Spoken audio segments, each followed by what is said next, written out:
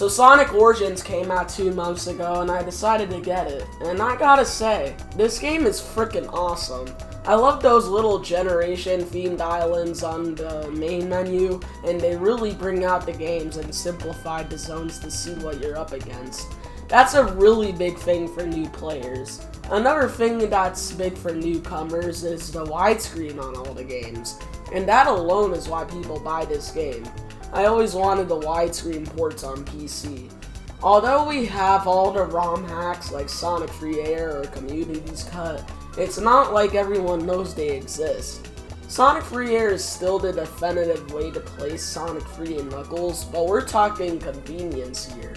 Anyways, here's my opinions on Sonic Origins. These animations are so freaking good. Where do I even start? Just freaking look at these. Also, you could tell that these animations are better than Sonic Mania Adventures. This is just proving my point that they keep on improving every year. The animations are just straight up awesome. I can't stress this enough.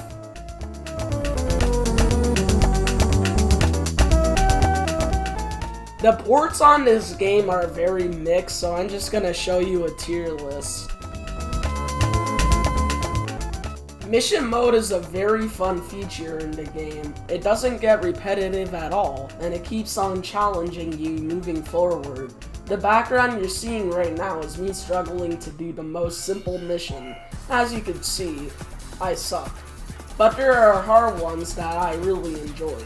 You should really buy this game for that. However, I understand if you don't want to buy it.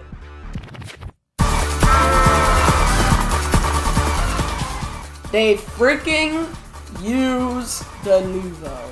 They freaking use the Nouveau. Haven't these guys learned their lesson from Sonic Mania? There's no freaking point to having the Nouveau on the game.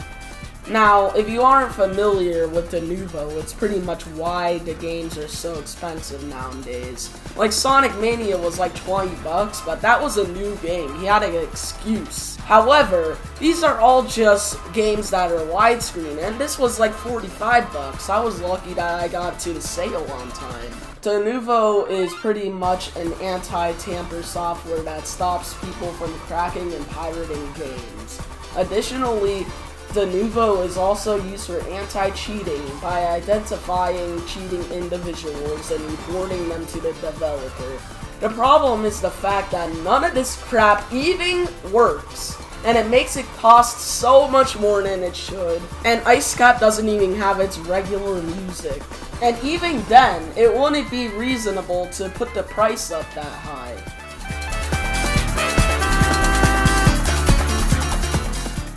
The music on the games are awesome, but there's 3 elephants in the room. By elephants, I mean soundtrack. By inva, I mean that. By room, I mean sucks. 3 songs that frickin' suck. And those songs are Carnival Night, IceCap, and Launch Base. Why?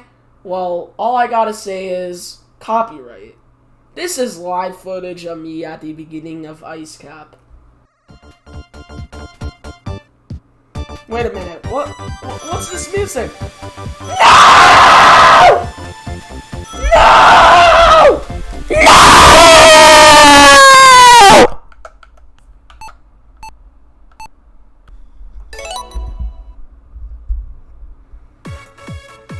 As you could see, I am pretty mad right now, and I do not want anyone to talk to me.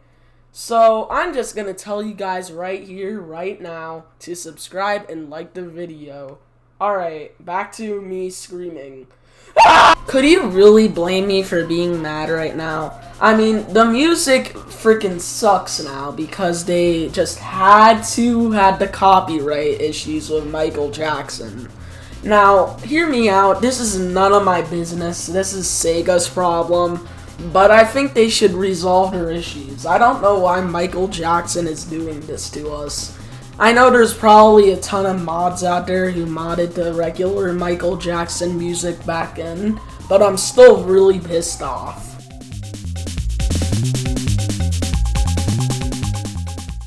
Classic mode is basically the same thing as Anniversary mode, except that it has no widescreen and you don't have infinite lives. The spin dash is still in Sonic 1 Classic, and the animations are still there.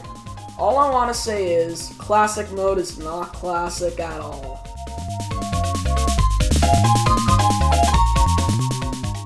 I have epilepsy, so mirror mode kinda feels very jarring to me automatically. Sorry if I'm biased about this. Anyways, mirror mode sucks to me just because of the fact that it triggers me to have a breakdancing party against my own will.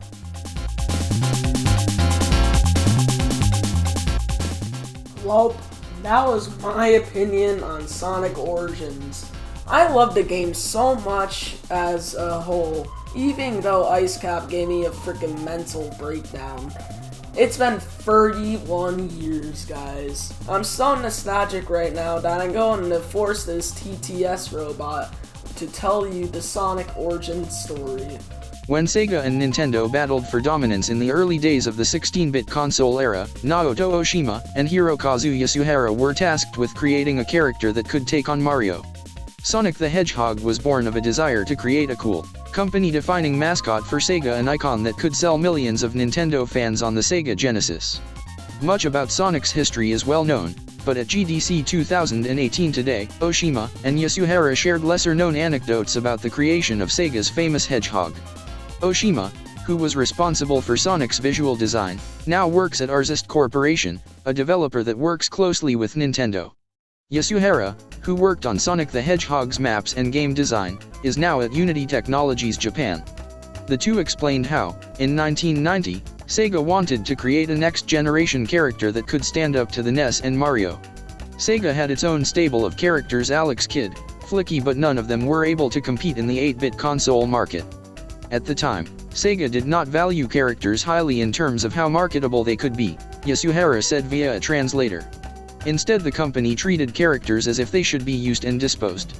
That thinking was shifting a bit with the advent of Sega's Mega Drive/Genesis, Yasuhara said, and Sega wanted something that could be representative of the company, something that was iconic and could have a long lifespan. Sega and the Sonic the Hedgehog development team settled on a hedgehog mascot, in part, because of its form. A hedgehog in a video game could curl up into a ball, roll around and do damage with its spiky covering.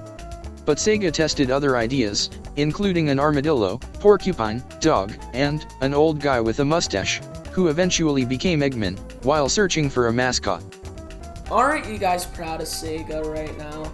I honestly wish that I lived back in the day so I could just experience what it was like. Like, honestly, Sonic would have been so much better if I would just play it back in the day, because I would be so much more nostalgic than I already even am. Also, I am just stretching the video right now, but I just want to say Sonic Origins is really good, and it's a very nostalgic thing for old players, and it's a very good thing for the new players in Generation Alpha. So yeah, with that note, I will see you guys in the next video that will probably come out in like 3 years.